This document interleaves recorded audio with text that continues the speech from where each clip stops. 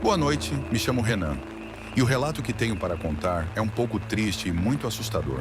Então, se você não tiver controle de suas emoções, peço que não escute. Eu morava com a minha família em Manaus, no Amazonas.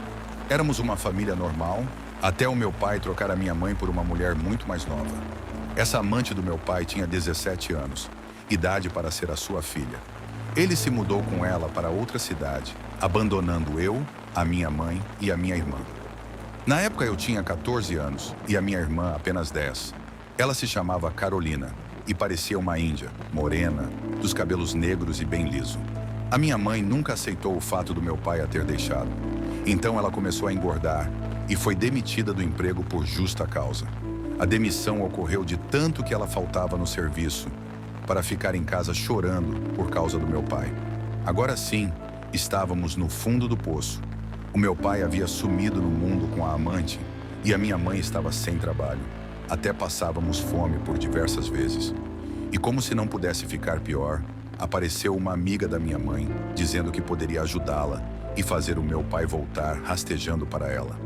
É incrível como as pessoas se aproveitam de situações assim, para derrubar mais ainda a pessoa que precisa de ajuda. A partir daí, a minha mãe passou a ficar estranha. No começo ela era bem discreta e sempre acendia velas e fazia oferendas a entidades bem longe de casa. Mas o tempo foi passando e ela começou a acender velas e deixar oferendas no quintal de nossa casa. Certa vez me levantei à noite para ir até o banheiro e a minha mãe estava tomando banho naquele horário. Achei estranho, mas depois fiquei sabendo que ela tomava banho àquela hora, devido a uma visita no cemitério para fazer uns trabalhos de amarração para o meu pai. Bem, estava muito apertado, então fui fazer o número 1 ali mesmo no quintal. E lá no fundo do quintal, havia uma vela queimando junto a um copo de pinga e uma foto do meu pai, bem próximo aos pés de banana. Enquanto eu urinava, prestava atenção na vela se queimando. E foi aí que vi de trás das bananeiras sair uma sombra. Sim, era uma sombra de um homem de chapéu longo que parecia andar mancando. Ele foi até a vela e pegou o copo e tomou a bebida que estava no copo. O mais impressionante de tudo é que o copo com a bebida continuava ao lado da vela. Mas a sombra do copo estava na parede, na mão da sombra daquele homem, sendo entornado. Aquela sombra simplesmente abaixou e fez que ia pegar o copo ao lado da vela. O copo continuou no mesmo lugar, mas a sombra do copo estava na mão da sombra do velho na parede. Saí correndo para dentro de casa, gritando pela minha mãe. Ela estava acabando de sair do banho. E quando contei a ela o ocorrido, ela apenas disse: "Ah, é o Exu Zé Pilintra. Não há o que temer." Para piorar ainda, ela disse que eu não deveria ter medo, mas sim fazer uma saudação toda vez que a ouvisse, pois privilegiados são os que veem essa entidade. Naquele dia comecei a reparar que a minha mãe não estava normal, pois ela era uma mulher muito religiosa.